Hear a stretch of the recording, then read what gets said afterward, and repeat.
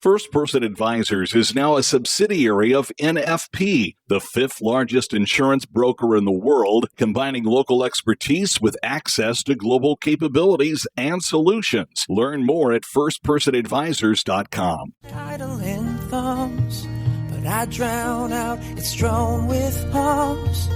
Made hymns on a few short strings. I'm aware that I can't sing, but when it's there to get off my chest, this way is how I know best. Max Yoder, a young gun on Indiana's booming tech scene, with a gift for song and a keen eye for helping people do better work. We've had this mission of helping people do better work. And we fuel that mission by bringing on new customers and aligning our team around this mission of helping people do better work, and then putting together a set of values that help us do work together in ways that we think are healthy, collaborative, productive. That's been the secret sauce.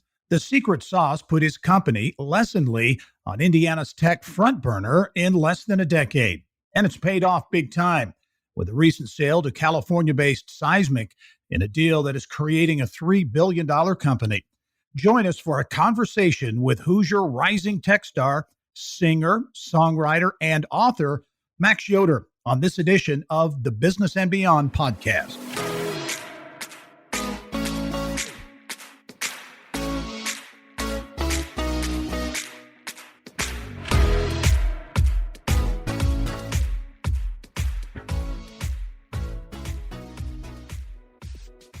Hello and welcome to the Business and Beyond podcast presented by PNC. I'm Gary Dick. Max Yoder grew up in Elkhart County, northern Indiana, the heart of RV country. His mom worked in the industry. Dad, part of a family-owned and operated funeral home in Goshen. Max had little interest in working in a traditional job, didn't want to get stuck behind a desk. He wanted to control his own destiny. After graduating from Indiana University, Max got his feet wet with Hoosier Tech heavyweight Christian Anderson, serving as an intern at Anderson's Studio Science. He learned the ropes and eventually founded Lessonly, a technology-based training software for businesses to help them do better work. That was 2012. 9 years later, Max struck a major deal that could have major ripple effects in Indiana. He sold Lessonly to California-based Seismic, a deal creating a company that could be valued at around $3 billion. And I'm pleased to be joined by Indiana Tech entrepreneur, Max Yoder. Max, great to have you on the podcast. I've been looking forward to this. Thanks for having me. Yeah, I'm glad we could get it arranged, but you have been, well, you're always a busy guy, but especially these last few months, this deal with Seismic kind of sent seismic waves through the tech community in Indiana. Talk about the deal, how it came about, and what, in your view, what it means.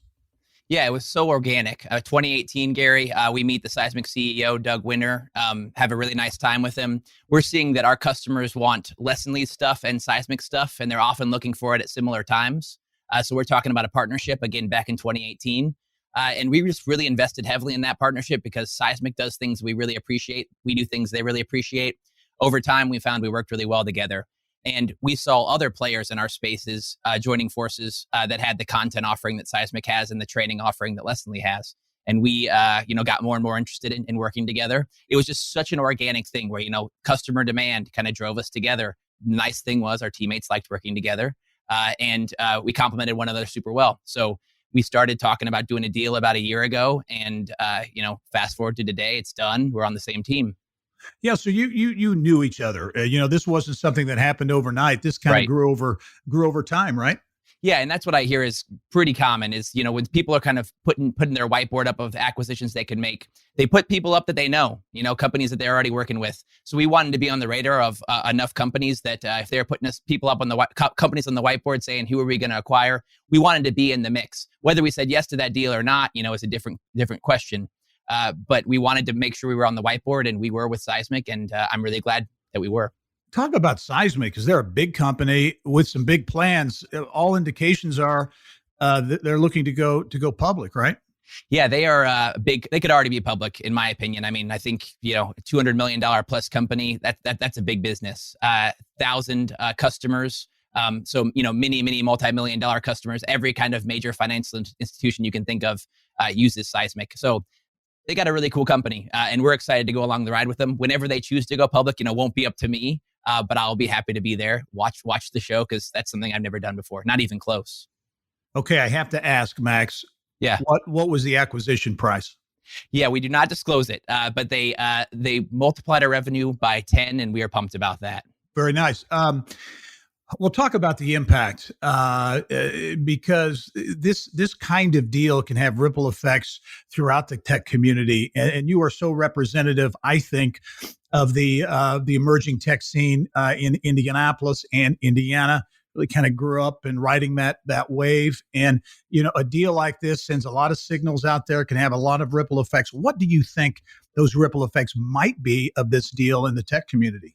I'll tell you the ones that excites me the most. We have a lot of teammates at Lesson Lee who have been on this ride for a long time, 6, 7, 8 years. We've decided that we have kind of a way of working that we appreciate, and we've kind of congealed around that way of working.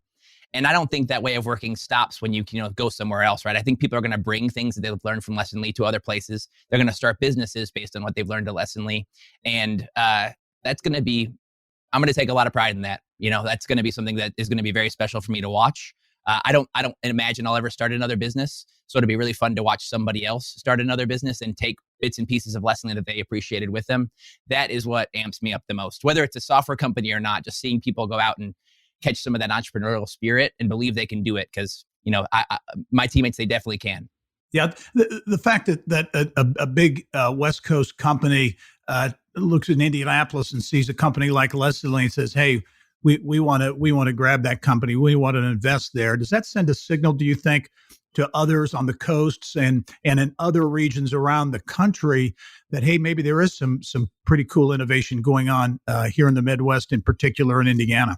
You bet. Our profile changed in a big way when we raised our Series A from OpenView Ventures out of Boston. That put us kind of in everybody's spreadsheet. Any other venture firm that was out there, we were in their spreadsheet at that point. So we started getting inbound, people came to us inbound saying they wanted to work with us. So everything kind of changed when we got that first deal. And I think, that's the ticket for a lot of local companies, is to get that one outside investor to place a bet. The money gets raised. There's enough publicity around it that you get put in everybody else's kind of spreadsheet. And then you're on the map.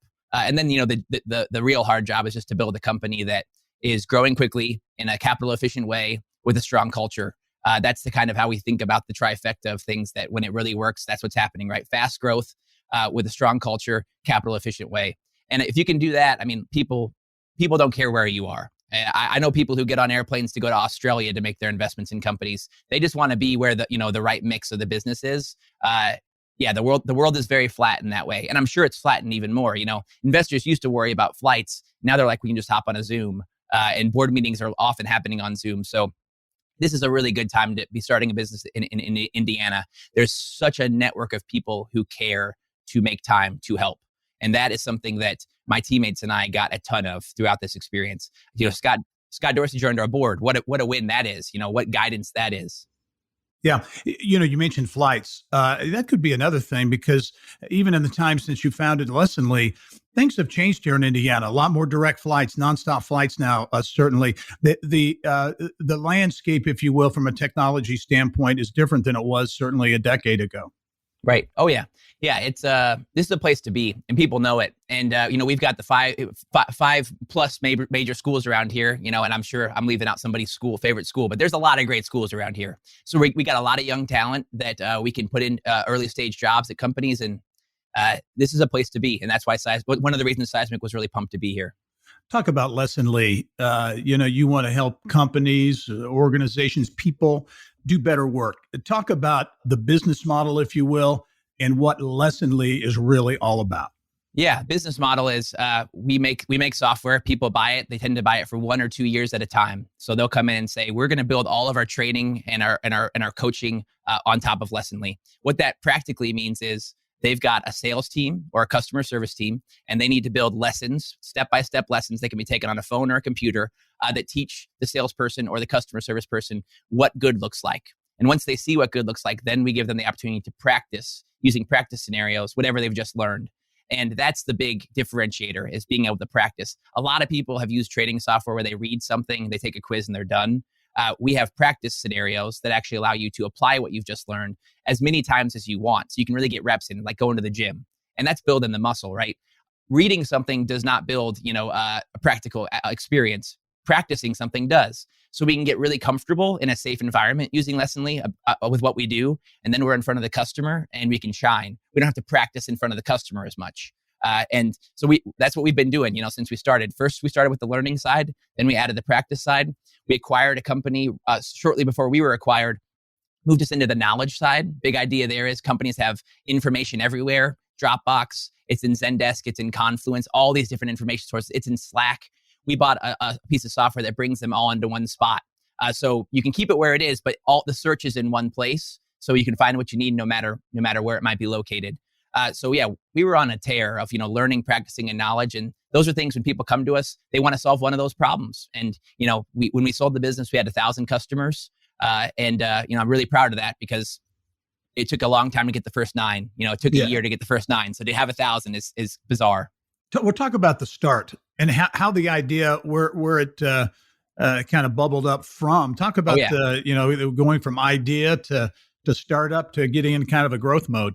Yeah. So before Lessonly, I started a company called Quipple, and I started that with Dustin Sapp and Christian Anderson and Mike Fitzgerald. And my job was to run the business, and Quipple just really wasn't a business. I learned a lot, kind of building a product in a way that didn't serve customers. So round 2, Eric Tobias is talking about training software. He's like, hey, I've never bought training software. This is my 3rd company that I've started, and I've never bought training software, but I'm always worried about my people being on the same page. And that intrigued me. And so this time, Christian Anderson, Mike Fitzgerald, Eric Tobias, and I, and then my roommate, Connor Burt, joined forces and say, let's give this a try. And, the idea in the early days was kind of like, hey, trading software. And that's where we started, was kind of trading software, for anybody. So anybody came to buy it, they could use it for whatever they wanted. And over time, we really learned, the first 2 or 3 years, we want to sell to a certain audience. And that focus was a big deal for us. Zeroing in on just sales and customer service teams instead of the whole world of anybody who wants to train for anything.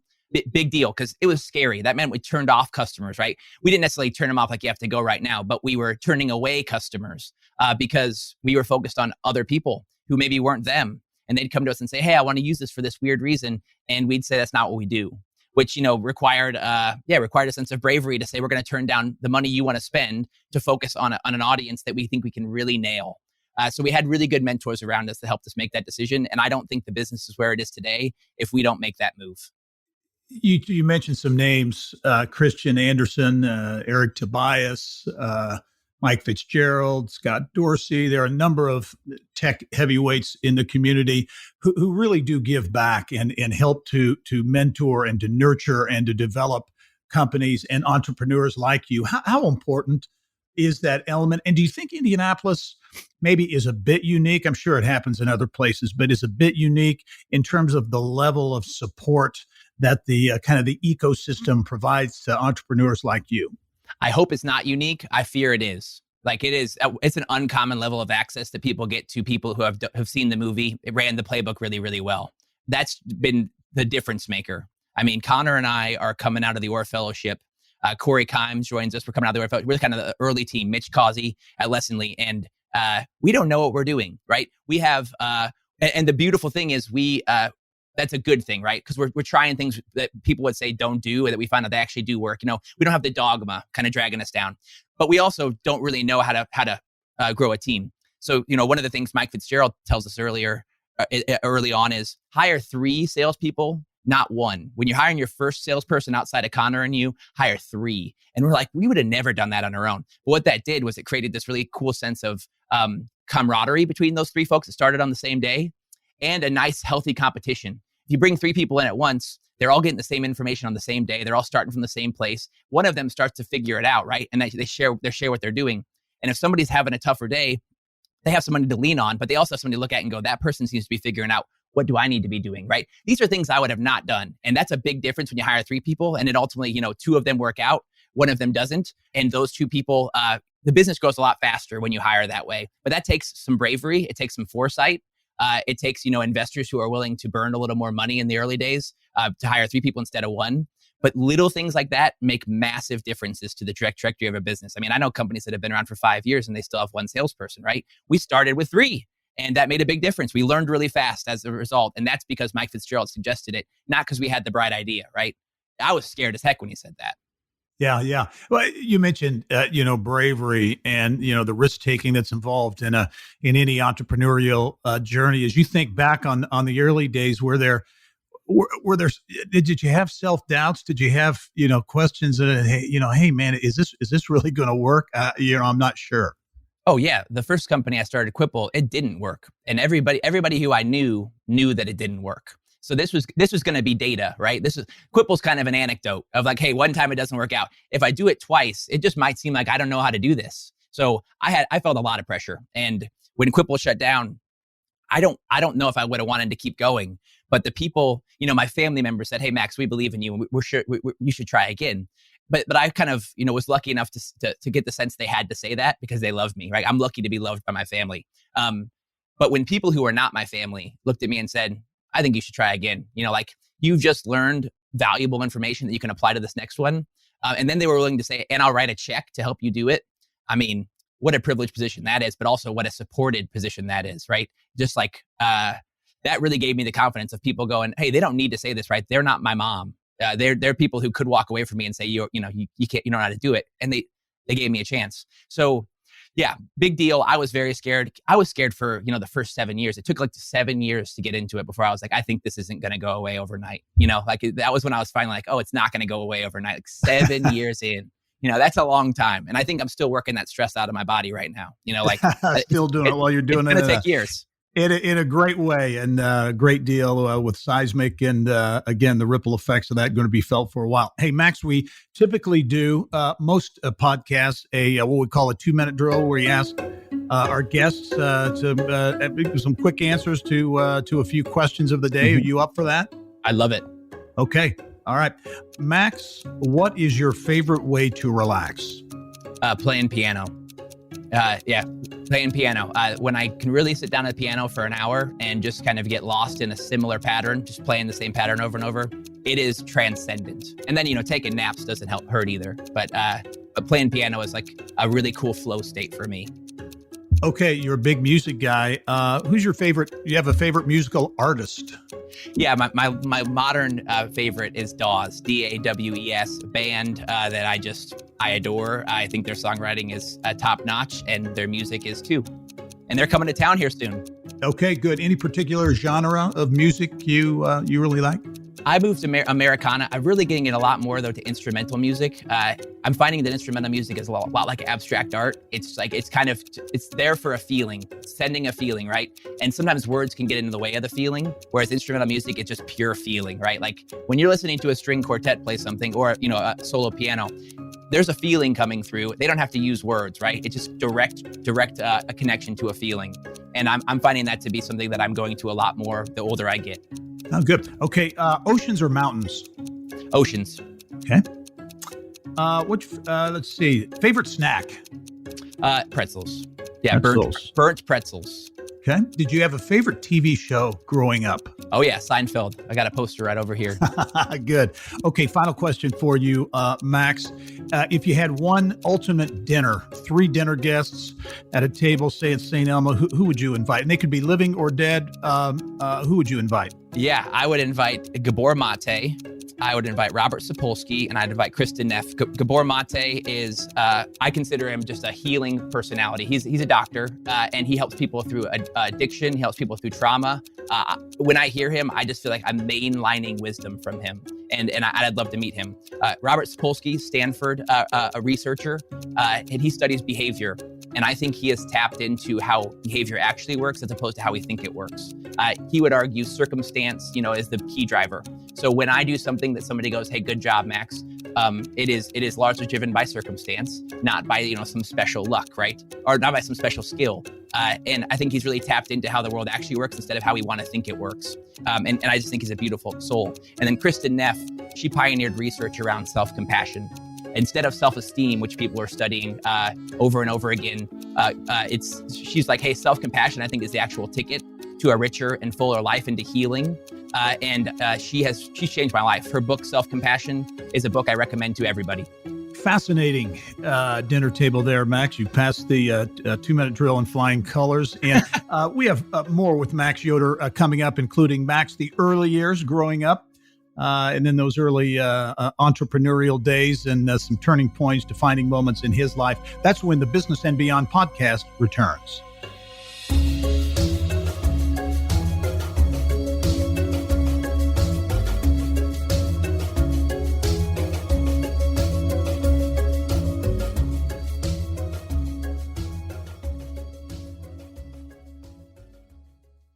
First Person Advisors is now a subsidiary of National Financial Partners, the 5th largest insurance broker and consultant in the world.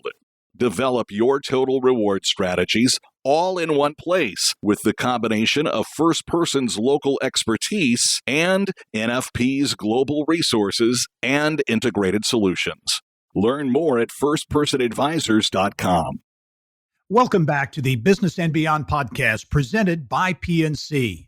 My guest this week is Max Yoder. Max is the CEO and co-founder of Indianapolis-based Lessonly, rising tech company, very big success story on the Indiana tech scene recently, part of an acquisition by California-based Seismic in a deal creating really a dynamic, what could be a $3 billion potentially publicly traded company, and that'll have big impacts certainly here in the state. Max, go back to the early years. So you're a Hoosier native, born and bred, right? Right. Northern Indiana, Elkhart County. Tell me about growing up in Northern Indiana.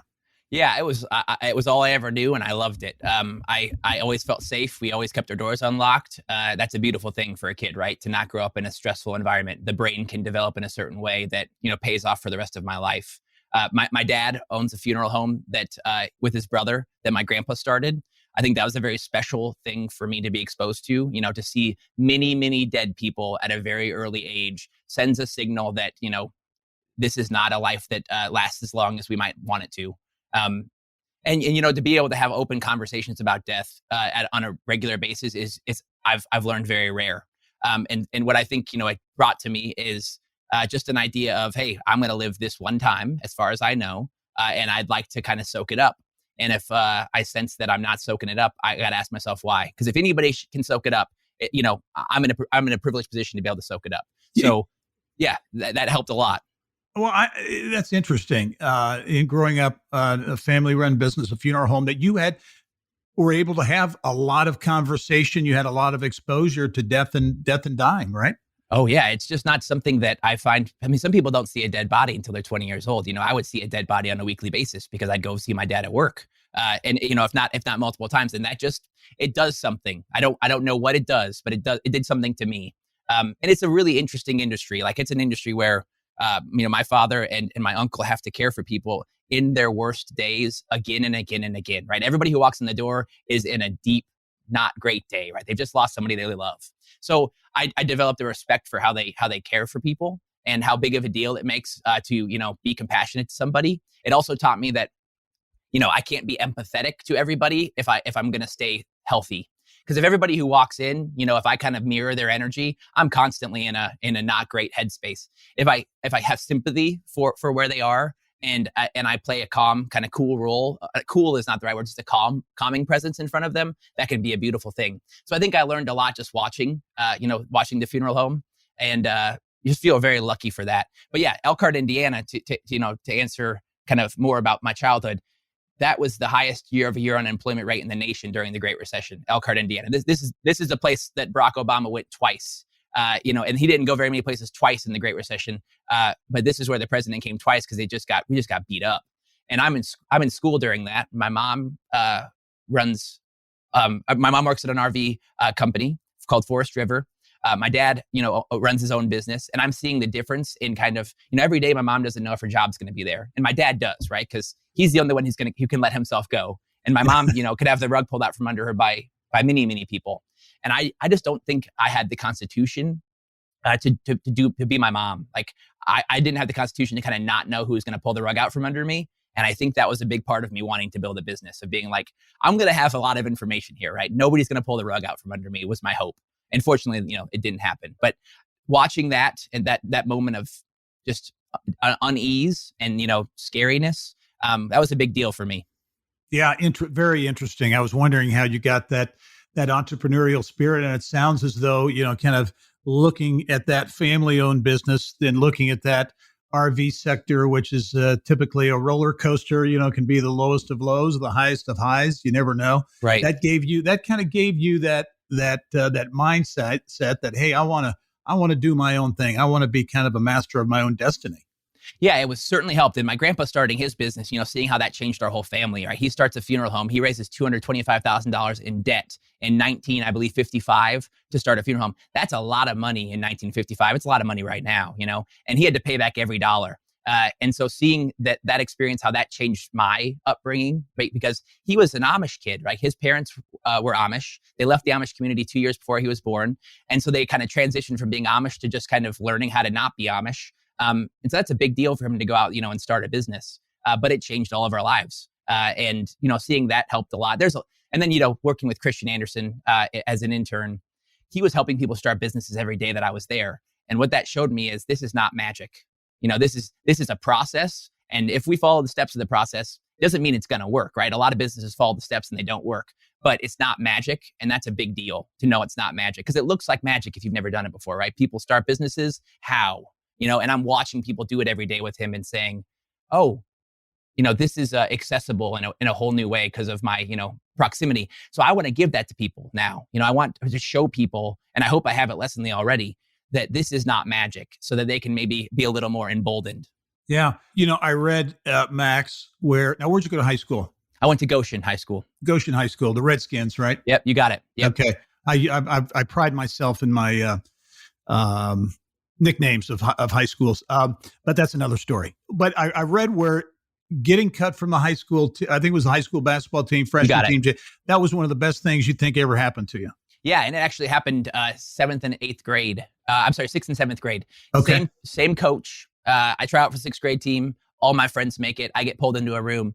This coach says, hey, didn't make the team. I am so bummed because all of my friends did, right? And that's why I wanted to do it, is to hang out with my friends. So the next year I try out again, and same coach, same room, you didn't make it. And I took the message at that point. And, was fortunate enough to go to my dad and say, well, I've got some time on my hands. All my friends are going to be playing basketball. I'm really interested in video editing. I'm really interested in trying to build a computer that can support video editing. I'm researching things on the internet and finding things on eBay that I can put my own little computer together. Dad, I need a checkbook, right? I need $100 here. I need $50 here. And he always supported me in those ways of being like, I'll let you give that a try. Some of those things were didn't go anywhere, but this one did. I got to build my first computer, which is not nearly as complicated as it sounds. It's plugging things in and trying not to shock, the computer to kind of, it's not that complicated because people send you the motherboard and all that. But I got to kind of trial and error, and then I got to video edit on it. And this is a beautiful thing because this is what I wanted to do, not what I thought I should do, right? What I thought I should do was be a basketball player because that's what my friends were doing. What I wanted to do was this. And so this freed me up to kind of follow my own spirit instead of, try to hang out with my buddies. And so, yeah, that's a big deal. Yeah. So college time, you chose IU. Did you look anywhere else, or was it always going to be IU? Well, I was told that if I got academic honors at Goshen, I would get into IU for sure. And then I never verified that was the case. So I'm fortunate that I did get in because that's the only school I applied to. And my acceptance letter came 2 weeks later than all my friends. So I was like, this is not good. This is the only school I applied to. And I just, is where my brother was. And, I really look up to my brother. And yeah, I wanted to be there with him. So that's where I went. And I did the individualized major program, which I love to share because it's not a program that gets a lot of attention. It's in the College of Arts and Sciences. It allowed me to go partner up with Stephen Kroenke, who was a professor at IU. And he was basically my advisor. And I got to go to all the different colleges within IU because IU's, got the College of Arts and Sciences. It's got telecom. It's got, the business school. And those are all considered, individual colleges. And I got to pick different classes across those colleges and build a curriculum that I ended up calling brand management and advertising. But really, it was just Max's interests, psychology, sociology, marketing. These are things that interested me. And then I got to kind of give them a name, and it got approved, and I got a degree. And I share this because I want people to know about it, because what a great way to do your own thing, right? And study your own stuff. And that was just an amazing experience for me. Very interesting. Yeah. So you graduate. What'd you think? What'd you want to do? Did you have job offers coming out of college? Yeah. So the only reason I had job offers coming out of college is because of the Orr Fellowship. Christian Anderson suggested, hey, you should apply for the Orr Fellowship. An entrepreneurial program. Once you graduate from college, how the Orr Fellowship works is you get basically a 2-year fellowship with a company. And often people stay with those companies much longer than 2 years. It's not like you get fired at the end of 2 years, but it's the fellowship basically helps you find a local tech company. Like Lessonly, as of right now, we don't have the capacity to go to career fairs. So the Orr Fellowship is a way to kind of help us get into career fairs, right? They're going there, they're recruiting young, talented people, and then we're able to hire them 1, 2, or 3 people at a time and give them an experience. Well, that's what I got, 10 years ago when I graduated, and I worked for Chris Baggett at Compendium.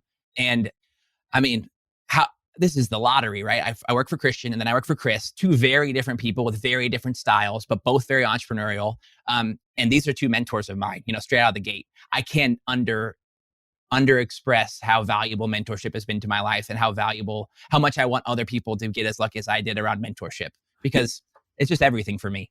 Yeah, hey, Max, and the Orr Fellowship, there have been a lot of things that have been implemented and transpired that have, I think, boosted the tech ecosystem in Indianapolis and Indiana. But to me, the Orr Fellowship is among the really one of the coolest initiatives out there, because it puts these young, talented individuals with Christian Anderson and Chris Baggett and Scott Dorsey, and you can go on down the list, and gives them amazing experience and exposure. Right.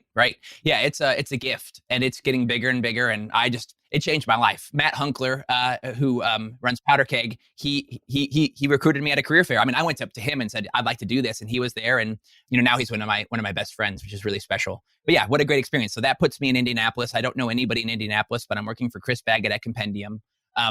Chris tells me he thinks I'm going to do some really neat things at the company, and I'm really nervous that he's overestimated what I actually know about anything. I don't know. I've never been in a software company before, but his confidence in me kind of helped me look for ways in Compendium that I was like, hey, Chris, can I do this over here? Can I do that over there? And he was very encouraging, and so that experience changes my life. It gives me an income, so it helps me pay off my student loans, and it gives me the chance to start saving money, and that gave me the chance to start Quipple, my first business. So couldn't have done it without the Orr Fellowship. Yeah. Advice, and I sometimes hesitate to ask that question, but advice you would give to aspiring entrepreneurs, and there are a lot of them, fortunately, beginning to come out of the woodwork. But as you look back on your experience, Max, and you talk to and mentor, I know, a number of people, what's kind of that one piece or a couple of pieces of advice you really feel is most important to those young people getting started? Yeah, I tell them about Connor Burt, my business partner. I tell them about Corey Keim and Mitch Causey. These are the first 3 people to join Lessonly. And I tell them about the ensemble that we created. Because a lot of times, if you want to start a business, you're thinking, I'm going to be the CEO, I'm going to be the co-founder. And we think about CEOs as like these singular figures. And it's just generally not the case, right? I don't know when it's ever been the case. They are surrounded by an ensemble of people who help them see themselves clearly, who help them see new opportunities, who, have difficult conversations with them. And I had this brain trust around me of these really wonderful people who were, Connor, I think of as like a yin yang for me, like a dyad for me. But I also think of the same way with Corey Keim, where they just bring different qualities that I don't have. And we never pretended that one of us just knew how to do it, right? We engaged and we communed and we talked. And so what I'd share with people is, if you try to do this alone or with somebody who isn't a nice compliment to you, or maybe a few people who aren't nice compliments to you, it's going to be really tough. And a lot of times we like to work with people who are very similar to us. And so Corey Keim, not very similar to me. We're very different. Connor Burt, not very similar to me. We're very different. But we have enough in common that we have this camaraderie and we can bring these different perspectives. Same thing with Mitch Causey. So I like to think in ensembles. It's like, somebody used the example of Dennis Rodman on the Bulls. The Bulls are better when he's there, right? He's not necessarily scoring the points, but he's getting the rebounds, right? He's blocking. He makes a team better because he's part of he's an ensemble player. And he might bring his own kind of drama to it as well. But ensembles are really important. And I think they're really hard to see because we see the face, right? The one person. We see the Steve Jobs. And it's just not how it goes. Steve Jobs had a lot of people who were a part of the ensemble.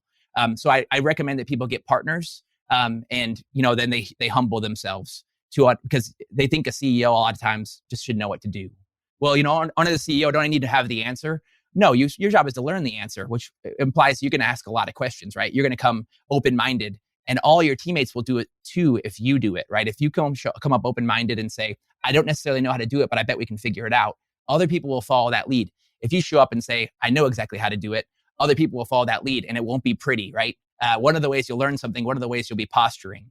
And I don't like the posturing. So, kind of the humility is so important, and having a group of people around who create compliments so important. And that's so hard to do, I know, but I think it's so important.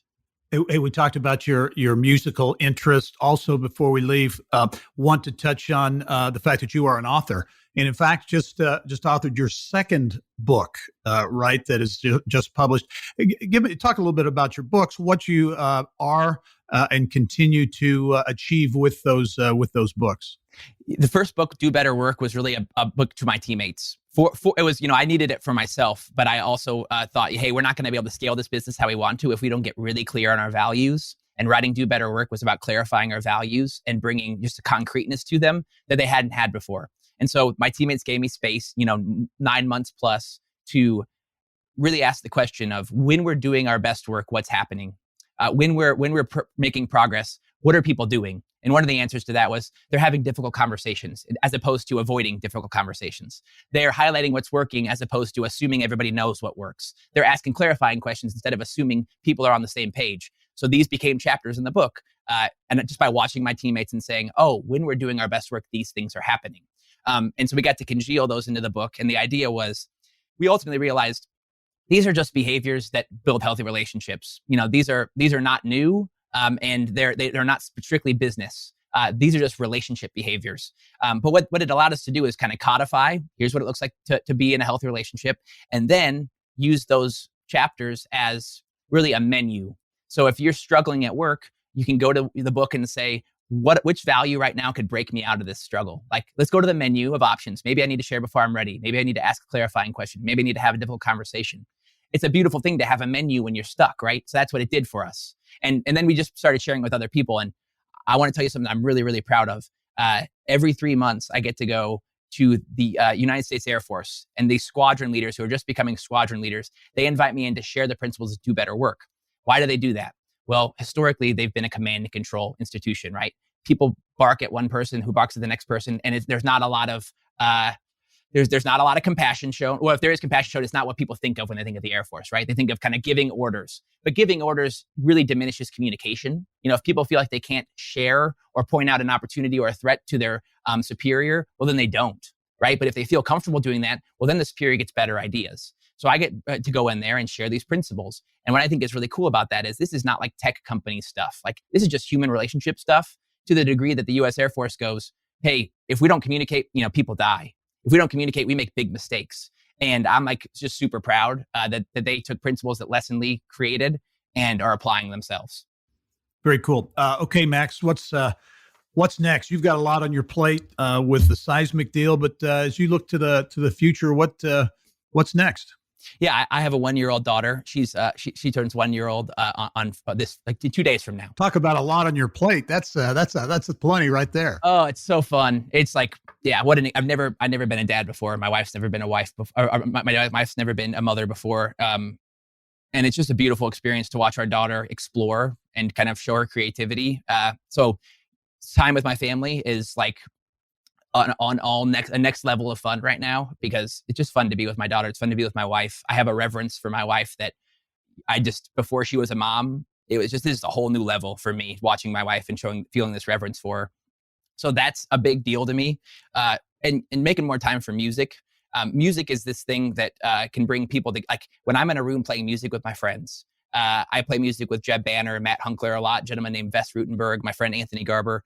We get in a room and we play a song and we play a song and we play a song and we get in rhythm with one another. And there's something healing about being in rhythm with other humans in the same space. It's incredibly healing. It's one of my favorite experiences. So I want to do a lot more of that. Well, Max, it has been a real delight to chat with you. You've been a good friend. I've loved to watch your success, and we'll continue to watch your future successes as well, because it's also important for Indianapolis and important for the state of Indiana. Thank you very much for joining us on the podcast. I hope to see you soon. Gary, you've been a huge supporter of me, and I owe you a lot for that. So thank you. All right. Max Yoder, CEO and co-founder at Lessonly, and a real star in the tech community, a person making a big impact, certainly here in the Indianapolis region and throughout the state. And thank you for joining us on this edition of the Business and Beyond podcast. It's a weekly conversation with achievers in business, sports, entertainment, and beyond. And you can download it and get Indiana business news 24/7. All you have to do is go to InsideIndianaBusiness.com. I'm Gary Dick. Thanks for listening. We'll see you next time.